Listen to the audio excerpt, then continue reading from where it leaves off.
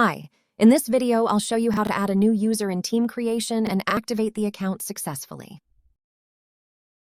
In the Find Person section, you'll see an option called Register New Person below that. Click on it to continue. You will be asked to enter the required details of the participant you want to register. Once you've filled in all the required information, review the details carefully and click Save to complete the registration. Once the registration is successfully completed, you'll see a confirmation message on the screen.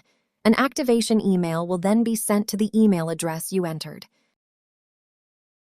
Then, open the email and click the activation link. The same link is also displayed on your screen. On the activation page, enter the email address used to create the account, choose a password, confirm the password, and click the Activate Account button.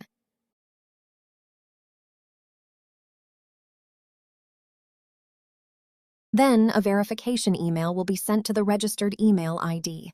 Enter the code and verify your email. That's it. Your account has now been successfully activated. Sign in using your registered email address and the password you just created. Read the declaration, tick the checkbox to confirm, and click Confirm to continue. After signing in, you'll be redirected to your dashboard. Here, you can view all your team details.